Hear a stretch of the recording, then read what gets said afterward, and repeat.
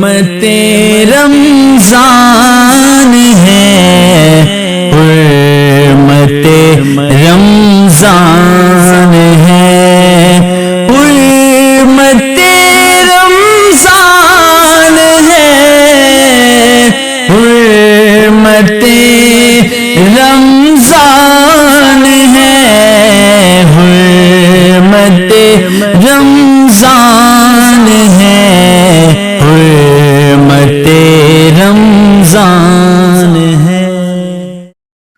اعوذ باللہ من الشیطان الرجیم، بسم اللہ الرحمن الرحیم۔ الصلاۃ والسلام علیک یا سیدی یا رسول اللہ وعلی آلک و اصحابک یا سیدی یا حبیب اللہ۔ حرمت رمضان ٹرانسمیشن میں آپ کو خوش آمدید کہتے ہیں۔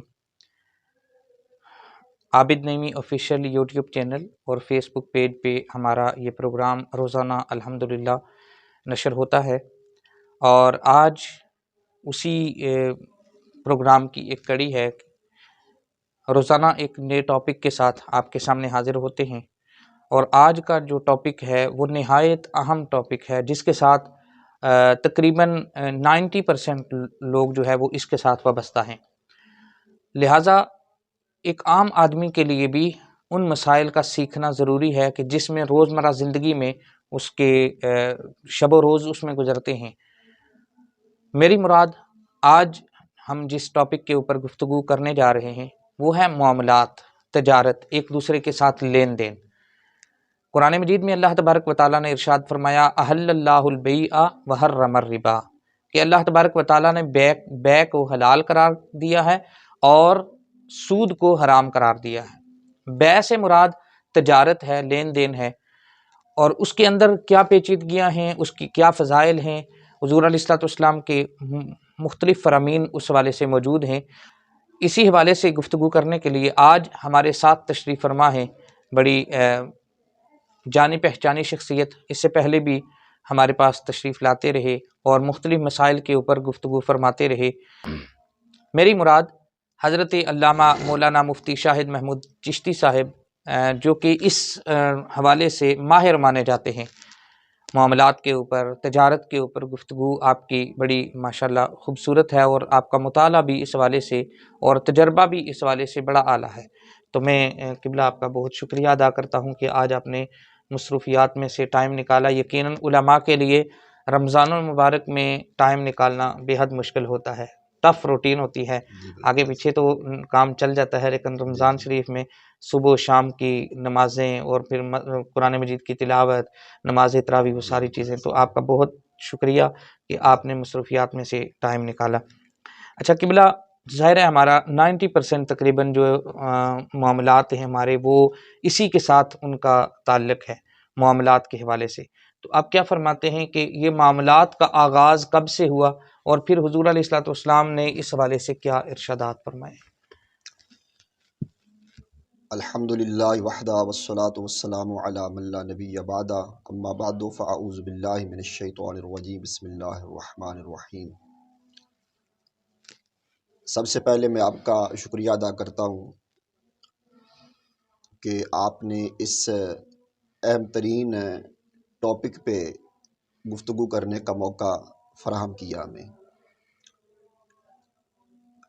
ہم اپنے ناظرین اور سامعین کو بھی یہ بتانا چاہتے ہیں آپ کے اس پلیٹ فارم کی وساطت کے ساتھ کہ اگر ہم معاملات کی بات کریں تو اس کی اہمیت اس طرح میں واضح ہوتی ہے کہ اگر ہم کتب احادیث کو اٹھائیں یا کتب فقہ کو اٹھائیں جی، تو ہمارے محدثین نے اور ہمارے فقہاء نے باقاعدہ اس کے اوپر ایک عنوان باندھا ہوتا ہے، ایک اسپیشلی کتاب البیوع کے نام سے، جی جی، کتب حدیث کے اندر بھی اور کتب فقہ کے اندر بھی۔ ٹھیک ہے، کتب حدیث کے اندر وہ اس بیوع کے اوپر احادیث لاتے ہیں محدثین، اور فقہاء اس کے اوپر اپنے وہ شرعی مسائل بیان کرتے ہیں، جی اور یہ ایک بڑا لمبا ٹاپک ہوتا ہے کتاب البیوع کا۔ جی اور ہمارے ہاں اس کو بات کریں، اگر ہم اس کو مدارس کی سطح پر، تو اس کو مشکل ترین بھی طالب علموں کی نظر کے اندر اس کو مشکل ترین تصور بھی کیا جاتا جی ہے، جی، پیچیدہ مسائل پیچیدہ ہوتے مسائل ہوتے ہیں۔ لیکن المیہ یہ ہے کہ اگر جتنے پیچیدہ ہیں اتنی ہماری جو اکثریت ہے لوگوں کی، جو تاجر برادری ہے، جو لوگ اس کے ساتھ وابستہ ہیں، جی وہ اس مسائل سے ناواقف ہیں۔ جی اس کی اہمیت بیان کرنے کے لیے صرف میں ایک روایت بیان کرنا چاہتا ہوں۔ حضرت سیدنا فاروق اعظم رضی اللہ تعالیٰ عنہ کے دور خلافت کے اندر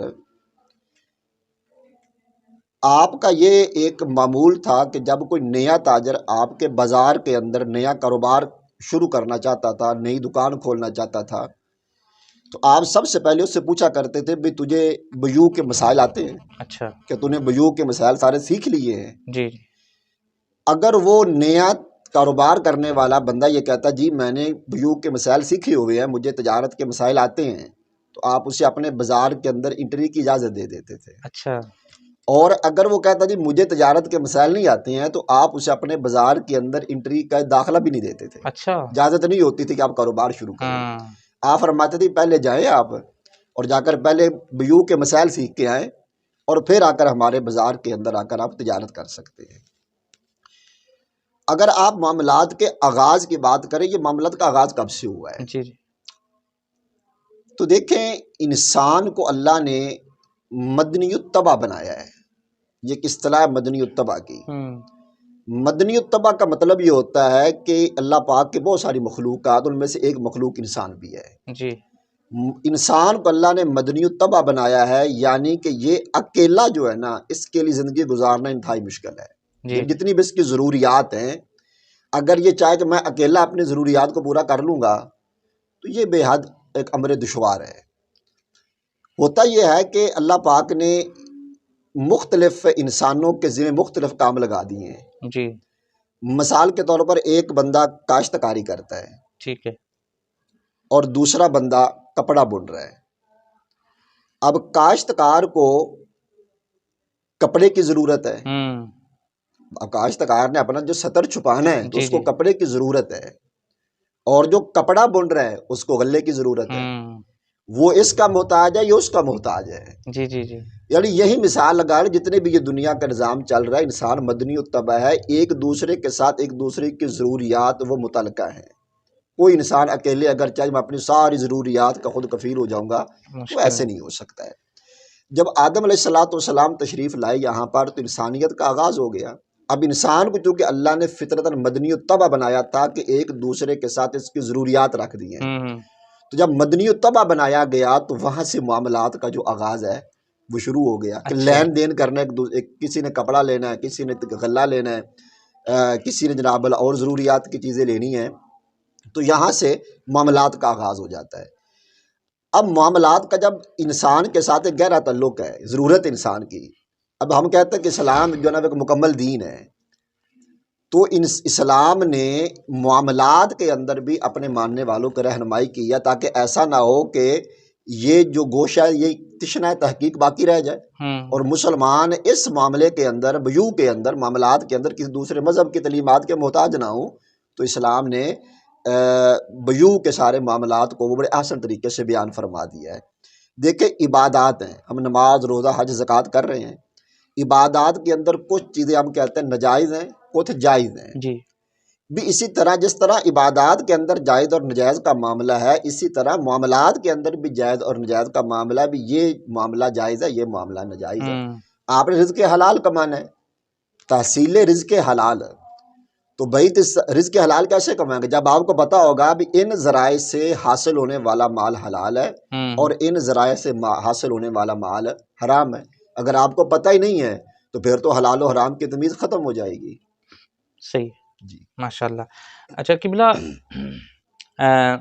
قرآن مجید کی جو آیت مبارکہ میں نے پڑھی، احل اللہ البیع جی وحرم الربا، اللہ تبارک و تعالیٰ نے بیع کو حلال کیا ہے، یعنی خرید و فروخت کو حلال کیا ہے اور سود کو حرام کر جی دیا ہے۔ ذہن میں یہ بات آتی ہے کہ بیع جو انسان کرتا ہے، خرید و فروخت کرتا ہے، اس سے بھی تو نفع حاصل ہوتا ہے جی اور سود کے ذریعے بھی نفع حاصل ہوتا ہے، جی تو اس میں بیع کیوں حلال ہے اور سود کیوں حرام ہے؟ اور دوسرا جو حلال کمائی کماتا ہے، جو حلال کماتا ہے، اس کی کیا فضیلت ہے قرآن و حدیث کی روشنی میں؟ دیکھیں جہاں تک پہلے سوال کا تعلق ہے تو یہ سوال اس وقت کے جو عرب کا جاہل معاشرہ تھا اس نے بھی کیا تھا نا، کیونکہ اس وقت سود کا وہاں پر چلن عام تھا. جی. تو انہوں نے یہی کہہ دیا بھی آپ بھی تو بیگ کے ذریعے نفع کما رہے ہیں تو ہم بھی سود کے نفع کما رہے ہیں، تو فرق کیا ہوا؟ تو اللہ نے فرما دیا بے حلال ہے، سود حرام ہے، کہ سود کے اندر اگلے کی مجبوری سے ایک نجائز فائدہ اٹھایا جا رہا ہوتا ہے. ایک بندہ مجبور ہے، اس نے قرض لیا ہے، اچھا. تو صاف ظاہر قرض بندہ شوق سے تو نہیں لیتا، قرض بندہ مجبوری کے تحت لیتا ہے، اور وہ مسلمان یا اگلے بندے کی یا مسلمان ہے اس کی مجبوری سے نجائز فائدہ اٹھایا جا رہا ہے، اس لیے شریعت نے اس کو حرام قرار دیا ہے. اب دیکھیں جہاں تک رزق حلال کا تعلق ہے تو نبی کریم صلی اللہ علیہ وآلہ وسلم کا فرمان عالی شان ہے کہ رزق حلال کمانا فرائض میں سے ایک فرض ہے. اچھا. جس طرح انسان کے اوپر دوسرے فرائض لاگو ہوتے ہیں، اس طرح رزق حلال کمانا بھی یہ فرض ہے. اس حدیث کے ساتھ امام ملا علی قاری نے المرقات کے اندر یہ بات نقل فرمائی ہے کہ اپنی ضرورت کے لیے جی. اور اپنے اہل و عیال کی ضرورت اتنا مال کمانا کہ جس سے آپ کے بال بچوں کی اور اپنی ضرورت پوری ہو جائے، کہ آپ کو کسی کے سامنے دستے سوال دراز نہ کرنا پڑے. جی. جی. اتنا مال کمانا آپ پہ فرض ہے یہ، جی. کہ آپ کسی کے محتاج نہ ہو. اتنا مال کمانا رزق حلال فرض ہے آپ پہ، اور یہ عبادت ہے، اور اتنا کمانا یہ جی. عبادت جی. کے زمرے میں آئے گا. اگر اس سے زائد کمانا جی. جو آپ کی ضرورت سے زائد ہے تو یہ منع نہیں اسلام کے اندر، یہ مباح ہے، صحیح، جائز ہے. جتنا کما سکتے ہیں حلال ذرائع کے ساتھ آپ جتنا مرضی کمائیں جائز ہے. ٹھیک ہے. لیکن زیادتی کی ایک صورت وہ مکروہ ہوتی ہے کہ اگر انسان کا مقصد زیادتی کے ساتھ تکبر ہے، ریا ہے، جی. فخر کرنا ہے کہ میرے ساتھ زیادہ مال آئے گا تو میں اس کے ساتھ لوگوں کے اوپر اپنی جو ہے وہ بڑائی بیان کروں گا، روب ڈالوں گا، تو اس طریقے سے پھر مال اس نیت سے اپنی ضرورت سے زیادہ مال حاصل کرنا، اس کو علماء نے مکروہ لکھا ہے. صحیح. رزق حلال دیکھیں یہ اسلام کے اندر عبادت ہے، اقتصادیات ہے، معاشیات ہیں، اکنامکس ہے. لوگوں کا یہ شاید خیال ہے کہ اس کے اوپر شاید اسلام کی تعلیمات نہیں ہیں. اچھا. یا اگر ہیں تو وہ نہ ہونے کے برابر ہے. یہ کنسیپٹ ہی غلط ہے. دیکھیں اکنامکس کے اوپر، اقتصادیات کے اوپر، معاشیات کے اوپر سب سے پہلے مضبوط اور واضح اصول وہ سب سے پہلے اسلام نے دیے ہیں. واہ. اقتصادیات کے اوپر سب سے پہلے اصول دینے والا وہ مذہب اسلام ہے. اچھا. کسی اور مذہب کے اندر اتنے مضبوط اور واضح اصول معاشیات کے کہیں آپ پورے ادیان کو اٹھا کے دیکھ لیں. باقی مذاہب کیا کہتے ہیں؟ جتنے بھی مذاہب ہیں وہ زور دیتے ہیں صرف اور صرف زیادہ سے زیادہ مال کمانے پہ. جی. جی. کن کن ذرائع سے آپ زیادہ مال کما سکتے ہیں، وہ چاہے حلال ہے یا وہ حرام. چاہے حلال ہے یا حرام ہے، قطع نظر اس کے ان کو کوئی غرض نہیں ہے اس سے. جی. جی. بس ان کا یہ مطمع نظر یہی ہے کہ مال آنا چاہیے، چاہیے. کس طریقے سے آ رہا ہے. لیکن اسلام نے کہا نہیں، مال کمائیں لیکن حلال طریقے سے کمائیں. جی. نبی کریم صلی اللہ علیہ وآلہ وسلم کا فرمان دل نشین حضور نے آئندہ آنے والی زمانے کی غیب کی خبر دیتے ہوئے حضور نے فرمایا تھا کہ زمانہ آئے گا، وہ زمانہ ایسا ہوگا کہ لوگ اس چیز کی پرواہ ہی نہیں کریں گے. اچھا. کہ مال حرام ہے یا حلال ہے، وہ یہ کہیں گے بس آنا چاہیے، جیسے بھی آ رہا ہے آنا چاہیے. انہیں حلال اور حرام سے کوئی غرض نہیں ہوگی. تو یہ گویا حضور نے ہمیں ترغیب دی ہے بھئی دیکھیں مال ضرور کمائیں لیکن ذرائع وہ اختیار کریں جو شریعت نے جس کو جائز قرار دی ہے. حلال طریقے سے نہ کما سکتے ہیں آپ کما سکتے ہیں. جی. جی. اچھا قبلہ، ایک حدیث مبارکہ میری نظر سے گزری ہے کہ حضور علیہ السلام نے فرمایا کہ سچا تاجر قیامت کے دن صدیقین، شہداء اور صالحین کے ساتھ اٹھایا جائے، بلکہ انبیاء کرام کے ساتھ بھی ذکر آتا ہے. اور یہ ایسا پیشہ ہے کہ جس کو انبیاء کرام نے بھی اختیار فرمایا. آقا کریم صلی اللہ علیہ وسلم بھی تجارت فرماتے تھے، اور پھر خلفائے راشدین کے حوالے سے بھی ذکر آتا ہے. آپ کیا فرماتے ہیں کہ ایک سچا تاجر جو سچ بولتا ہے، حلال رزق کماتا ہے، اس کی کیا فضیلت ہے اور اس کو کیا فائدہ ملے ہوگا؟ دیکھیں تجارت کرنا یہ انبیاء کی بھی سنت ہے. اگر ہم انبیاء کرام علیہ الصلوۃ والسلام کی طریق اٹھا کر دیکھیں تو ہر نبی نے کوئی نہ کوئی پیشہ اختیار کیا ہے. مثلا چند کی مثالیں میں دینا چاہتا ہوں. حضرت آدم علیہ الصلوۃ والسلام پہلے نبی ہیں. جی.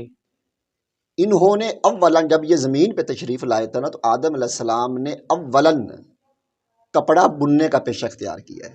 آپ کپڑا بنتے تھے. پھر آپ نے یہ کاروبار چھوڑا اور آپ کھیتی باڑی میں لگ گئے، پھر اچھا آپ کھیتی باڑی کرتے تھے۔ حضرت ادریس علیہ السلام یہ درزی تھے، کیا یہ بات ہے، کپڑے سیتے تھے، کیا بات ہے، پیشہ ماشاء اختیار اللہ، کیا آپ نے ماشاء اللہ۔ رزق حلال کمانے کے لیے۔ حضرت نوح علیہ نبینا علیہ الصلوۃ والسلام آپ بڑئی کا کام کرتے تھے، لکڑی کا کام کرتے تھے۔ اچھا حضرت ابراہیم جد الانبیاء خلیل اللہ علیہ الصلوۃ والسلام آپ بھی کھیتی باڑی کرتے تھے۔ اچھا حضرت لوط علیہ السلام کھیتی باڑی کرتے تھے۔ حضرت صالح، حضرت ہود علیہ السلام یہ تجارت کے پیشے سے منسلک ہوئے ہیں۔ ہوں اچھا آپ حیران ہو جائیں گے، دیکھیں جی تجارت کرنا ہوں یہ کتنا اہم کام ہے اگر انسان اس کو اسلام کے دیے ہوئے قوانین کی روشنی میں کرے تو۔ جی جی حضرت سلیمان علیہ الصلوۃ والسلام پوری دنیا کے بادشاہ تھے، روئے زمین کے بادشاہ تھے، اچھا اللہ ایک ملک کے نہیں، جی جی جی پورے خطہ ارض کے بادشاہ تھے۔ ہوا پہ حکومت ہو رہی ہے، جنات پہ ہو رہی ہے، پوری دنیا پہ حکمرانی کر رہے، اتنے بڑے بادشاہت ہے، لیکن اس کے باوجود حضرت سلیمان علیہ الصلوۃ والسلام نے تجارت کی ہے۔ ہوں یعنی آپ پنکھے بناتے تھے اپنے ہاتھ سے نا، اچھا پنکھے بنا کر آپ بیچا کرتے تھے۔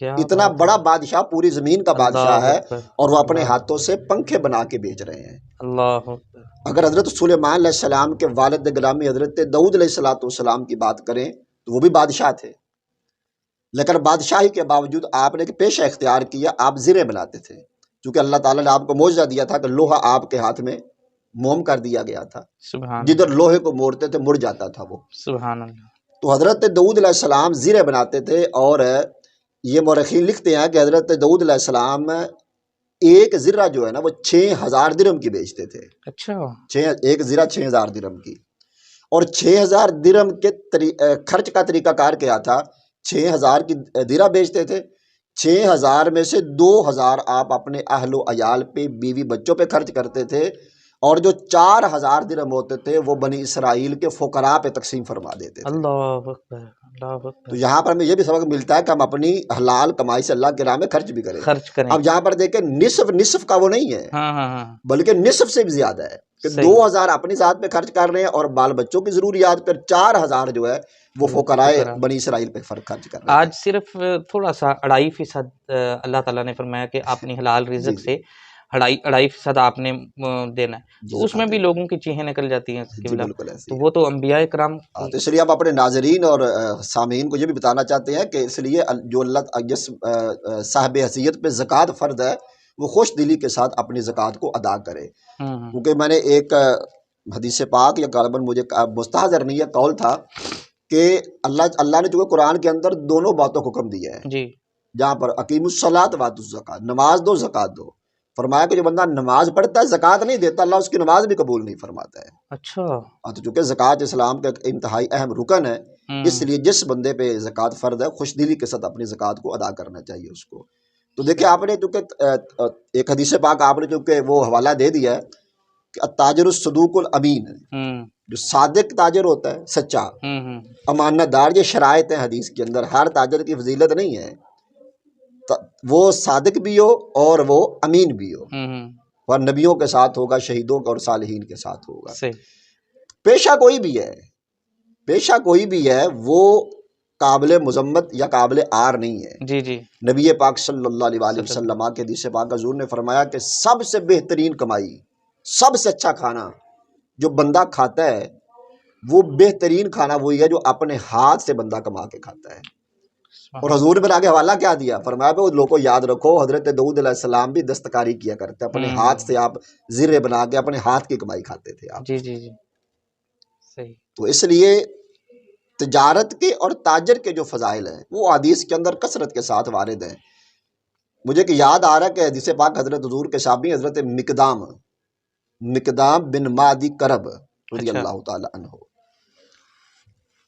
ان کی ایک لونڈی تھی، کنیز تھی، تو وہ کیا کرتی تھی، وہ نا بکریاں چراتی تھی اور بکریاں دو کر نا بکریوں کا دودھ دو کر تو وہ بیچا کرتی تھی۔ یعنی آپ کا چونکہ یہ سمجھ لے کاروبار تھا، جی بھی بکریاں رکھی ہوئی تھی، وہ ایک لونڈی تھی، اس کی ذمہ لگایا ہوا تھا، تو وہ بکریاں دودھ دو کر وہ بیچا کرتی تھی، صحیح، اسی کے ساتھ آپ کا گزر بسر ہوتا تھا۔ تو کسی نے نا ان کو نا یہ کہا بھائی تم دودھ کی قیمت کھاتے ہو کہ دودھ بیچ کے وہ تم اپنا معاش جو بھی تمہارا ذریعہ معاش ہے وہ اس سے چلاتے ہو تم.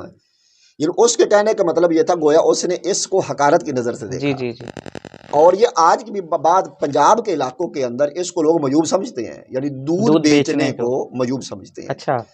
تو جو اس بندے نے اعتراض کیا نا گویا اس کا مطلب یہی تھا بھی آپ دودھ بیچ کے اپنا گزارا کرتے ہو.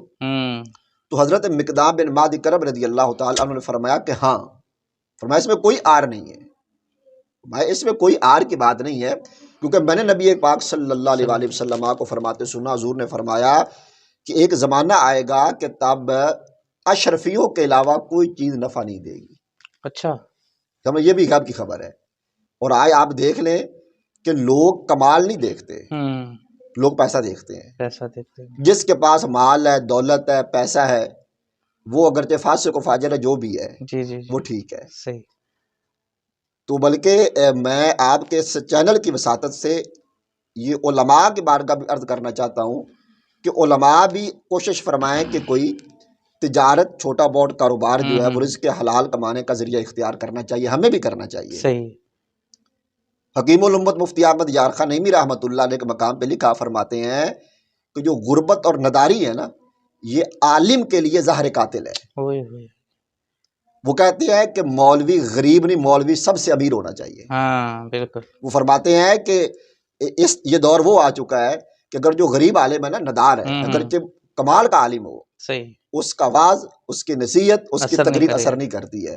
اگر عالم مالدار ہوگا, مبلغ مالدار ہوگا, واعظ مالدار ہوگا, تو فرماتے ہیں کہ مالدار واعظ کا وعظ بھی اثر کرتا ہے. لیکن قبلہ معذرت کے ساتھ ہمارے معاشرے میں تو اگر کوئی عالم دین نئی بائک لے لے تو اس کو بھی حقارت سے برداشت نہیں کرتے. تجارت تو بڑی دور کی بات ہے, اور لوگ اگر کوئی فرض کریں کوئی تجارت شروع بھی کر دے تو پھر سب سے پہلے اس کے اوپر انگلیاں اٹھائی جاتی ہیں کہ اس نے مسجد کا پیسہ چوری کر کے نعوذ باللہ جو ہے وہ تجارت میں لگایا ہے اور اس طرح کے کام. تو عوام کو بھی یہ سوچنا چاہیے کہ ظاہر ہے ایک وہ بھی انسان ہے, اس کے ساتھ بھی سارے معاملات ہیں, تو اجازت ہونی چاہیے, علماء کو اجازت ہونی چاہیے مساجد کی طرف سے, بلکہ پروموٹ ہونا کرنا چاہیے. جو کمیٹی والے ہیں, جو اہل محلہ ہیں, ان کو چاہیے کہ وہ علماء کو پروموٹ کریں, ان کو اجازت دیں, ان کو مواقع فراہم کریں کہ وہ بھی تجارت کر سکیں. بہت اچھی بات ہے.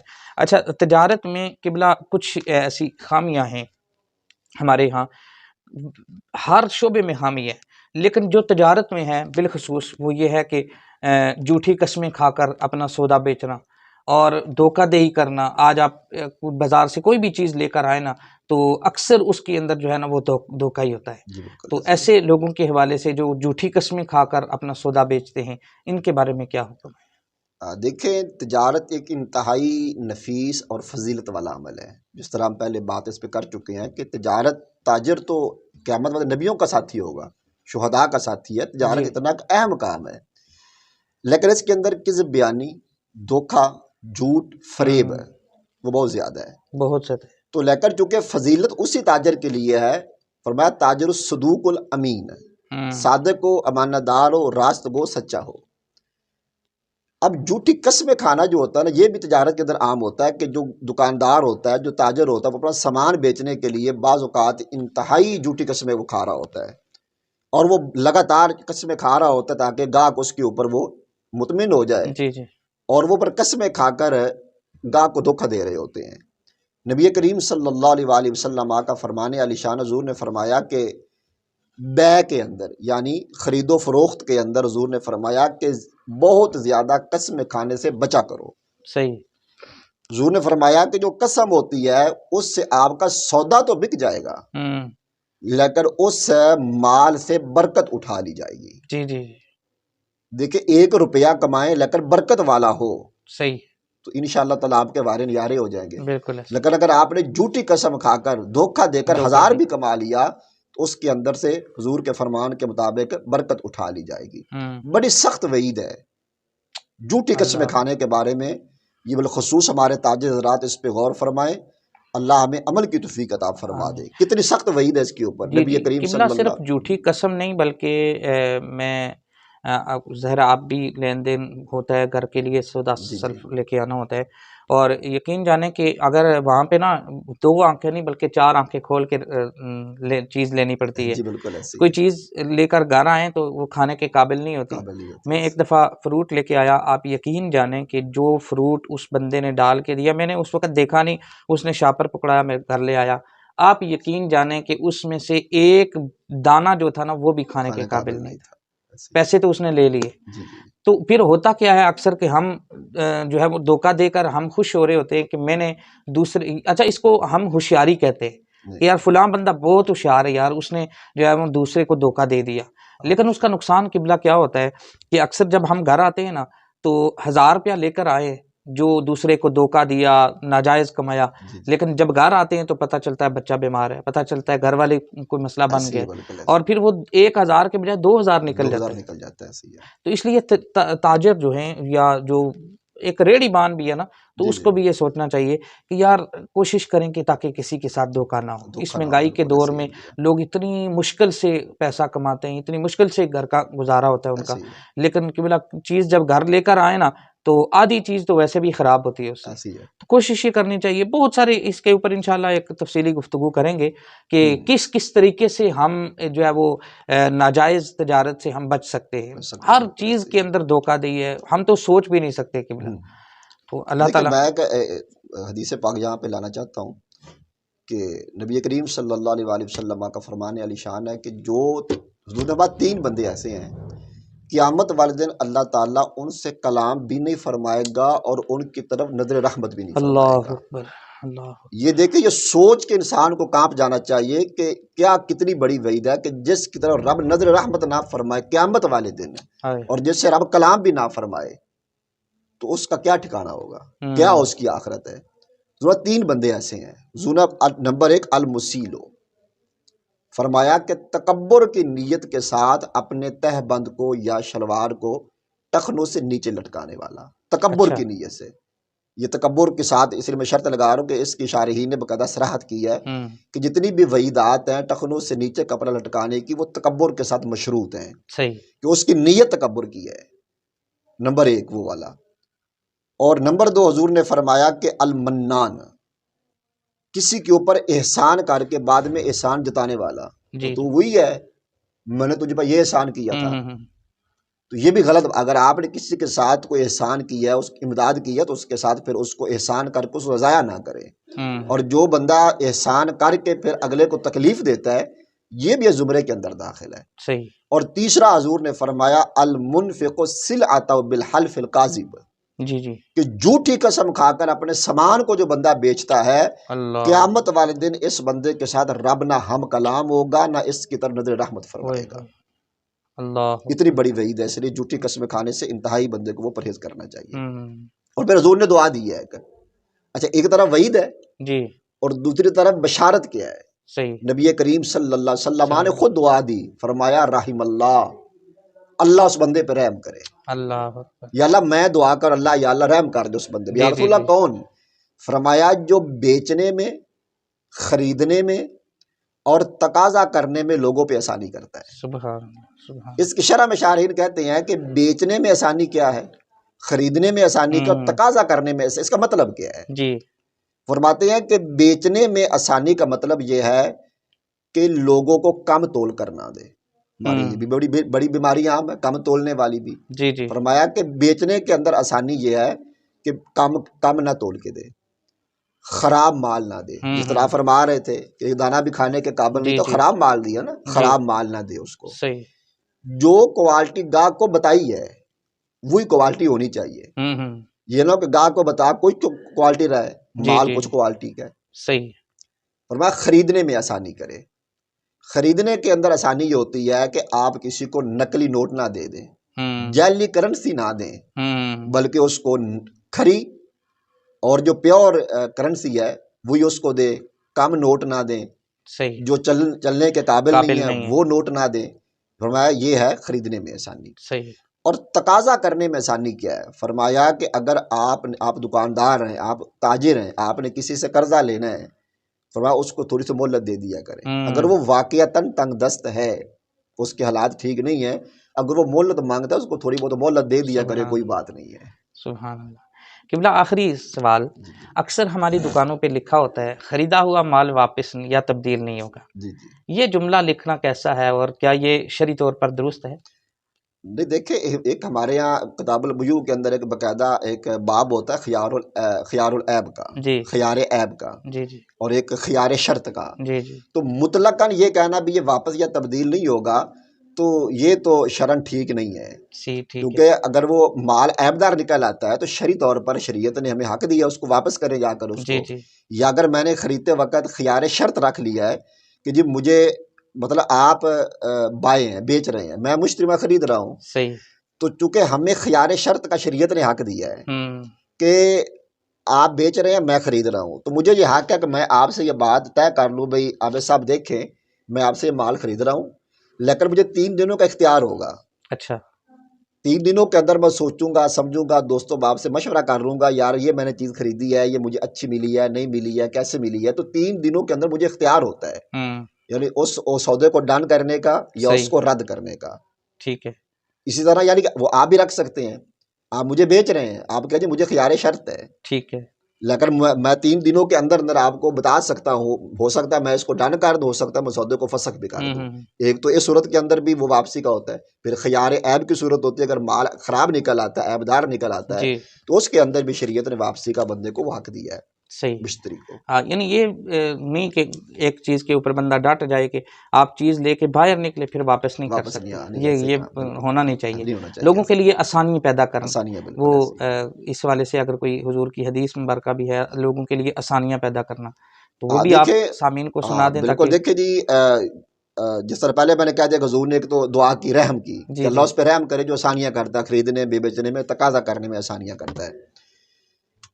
صحیح ہے ان کے اندر ایک حدیث پاک ہے کہ سابقہ امتوں کے اندر ایک شخص کا جب آخری وقت ہوا انتقال کا، اچھا جب فرشتے اس کے پاس آئے روح نکالنے کے لیے، تو انہوں نے اس سے پوچھا بھئی بتاؤ تم نے کوئی نیک عمل زندگی میں کیا ہے؟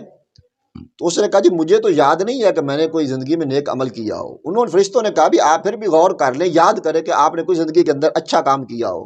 جی تو اس نے بڑے غور و فکر کے بعد، سوچ و بچار کے بعد یہ کہا بھی مجھے یاد ہے ایک نیک عمل وہ یہ کہ میں تاجر تھا، اچھا بیع کیا کرتا تھا، خرید و فروخت کیا کرتا تھا، تو میرا یہ معمول تھا کہ اگر کوئی مالدار بندہ بھی مجھ سے مہلت مانگتا تھا، ہوں ہے بھی مالدار، وہ جس نے میرا قرضہ دینا ہوتا تھا، مالدار بھی ہوتا تھا، لیکن اگر مجھ سے کہتا ہے مجھے ہفتہ، مہینہ، 10 دن، 20 دن ٹائم دے دے، تو میں اس کو مالدار کو مہلت دے دیا کرتا تھا۔ اچھا اور اگر جس نے میرا قرضہ دینا ہوتا، اگر وہ تنگ دست ہوتا، غریب ہوتا، ندار ہوتا، اس کے اندر سکت ہی نہیں ہے کہ میرا قرضہ ادا کر سکے، تو میں اس کو پھر اللہ کی رضا کے لیے معاف کر دیا کرتا تھا۔ اچھا جب اس نے یہ بات کہی نا کہ میں اس کو معاف کر دیتا تھا، تو رب نے فرمایا کہ یہ بندہ معاف کر دیتا تھا، میں تو رب ہوں، جی جی جی تو میں معاف کرنے کا زیادہ حقدار ہوں، فرشتوں میں نے اپنے اس بندے کو معافی کا پروانہ عطا فرما دیا سبحان ہے اللہ سبحان کہ یہ بندوں کو معاف، میرے بندوں کو معاف کرتا تھا، آسانیاں پیدا کرتا تھا، آج میں نے اسے معاف کر دیا ہے۔ ہاں تو صحیح اس لیے اگر واقعتاً کوئی تنگ دست ندار ہے، اگر آپ اس پہ رحم کر دیں گے اس کو یا معاف کر دیں گے، ہوں یہ انتہائی اجر اس کی میں ایک بات یہ ہے۔ بھی آتا ہے کہ بلا کہ اگر کوئی چیز بندہ لے کے آیا ہے اس کو پسند نہیں آئی، جی چلے جی وقتی وہ لے آیا ہے، جی جی اگر آ کے اس نے سوچا یا کسی بھی حوالے سے اس کو پسند نہیں آئی، وہ اگر واپس کرنا چاہتا ہے تو اس کے لیے آسانی پیدا کرنی چاہیے اور اس جی کا جی چیز جو ہے وہ اس کی واپس کر دے۔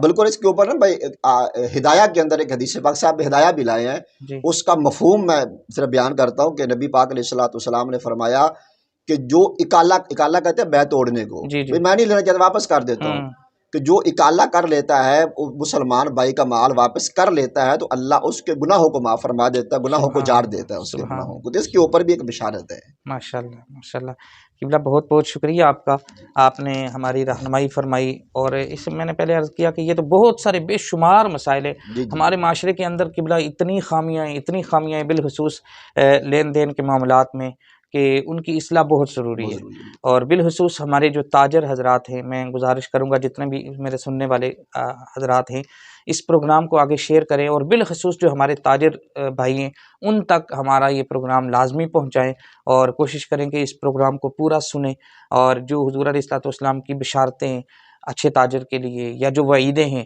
ان کو سماعت فرمائیں، لوگوں کے لیے آسانیاں پیدا کریں۔ اس مہنگائی کے دور میں لوگ پسے ہوئے مہنگائی کے اندر، اور اگر کوئی دوسروں کے لیے آسانی پیدا کرتا ہے کسی بھی طریقے سے تو یقیناً وہ کسی نعمت سے کام نہیں ہوگا، اور کل قیامت کے دن اس کو اللہ تبارک و تعالیٰ ضرور اس کی بخشش فرمائے گا۔ انشاءاللہ العزیز پھر ایک پروگرام میں آپ حضرات سے ملاقات ہوگی، زندگی رہی تو، اور قبلہ مفتی صاحب بھی انشاءاللہ ہمارے پاس تشریف لاتے رہیں گے رمضان المبارک میں۔ آپ کے ذہن میں اگر کوئی سوال ہو تو آپ کمنٹس میں وہ ضرور جو ہے وہ سوال ہم تک پہنچائیں، انشاءاللہ ہم علماء کرام سے وہ سوال ان کے سامنے رکھیں گے، اور جو بھی جواب ہوگا وہ آپ حضرات کو مل جائے گا۔ اللہ تبارک و تعالیٰ ہماری اس چھوٹی سی کاوش کو اپنی بارگاہ میں قبول فرمائے۔ آمین۔ ہمارا مقصد صرف اور صرف دین اسلام کی صحیح تشریح لوگوں تک پہنچانا ہے، اور اس میں آپ حضرات کا ہمارے ساتھ تعاون یہ ہوگا کہ آپ چاہے وہ فیس بک پہ ہیں یا یوٹیوب پہ ہیں تو آپ ہمارے پروگرام کو لائک، شیئر اور سبسکرائب کریں ہمارے چینل کو، تاکہ ہمارا یہ پروگرام زیادہ سے زیادہ لوگوں تک پہنچ سکے۔ مجھے اسی کے اوپر دیجیے اجازت۔ السلام علیکم ورحمۃ اللہ وبرکاتہ۔